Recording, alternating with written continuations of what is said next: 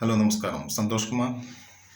മുല്ലപ്പള്ളി രാമചന്ദ്രൻ കേന്ദ്ര ആഭ്യന്തര സഹമന്ത്രിയായിരുന്നപ്പോൾ ടി.പി. ചന്ദ്രശേഖരൻ വധക്കേസിൽ ഇടതുപക്ഷ നേതാക്കന്മാർ ശിക്ഷിക്കപ്പെടുകയും ഇടതുപക്ഷ മന്ത്രിസഭ അധികാരത്തിൽ വരികയും 2019 ഫെബ്രുവരി 17 കാസർഗോഡ് പെരിയയിലെ ഇരട്ട കൊലപാതക കേസിൽ CBI കോടതി 14 പേർ കുറ്റക്കാരാണെന്ന് കണ്ടെത്തിയിരിക്കുന്നു.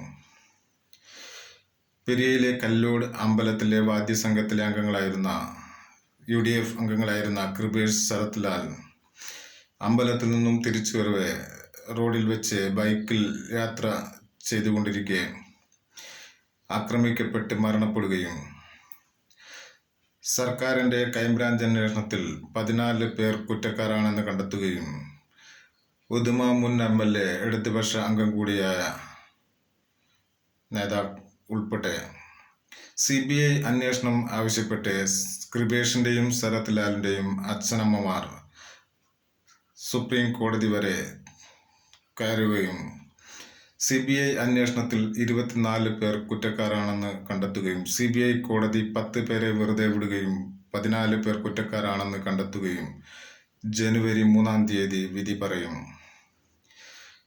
കൊലപാതക കുറ്റം, ഗൂഢാലോചന, തെളിവ് നശിപ്പിക്കൽ, പ്രതികളെ ഗൾഫിലേക്ക് പോകാൻ സഹായിച്ചവ ഉൾപ്പെടെയാണ് കേസുകൾ. 1.5 കോടി ചിലവിൽ സുപ്രീം കോടതി വക്കീലന്മാർ വരെ വന്നു വാദിച്ച കേസ്. എൻ്റെ വീഡിയോകൾ കൂടുതൽ കാണുന്നതിന് വേണ്ടി ലൈക്ക് ചെയ്യൂ, ഷെയർ ചെയ്ത് സബ്സ്ക്രൈബ് ചെയ്ത്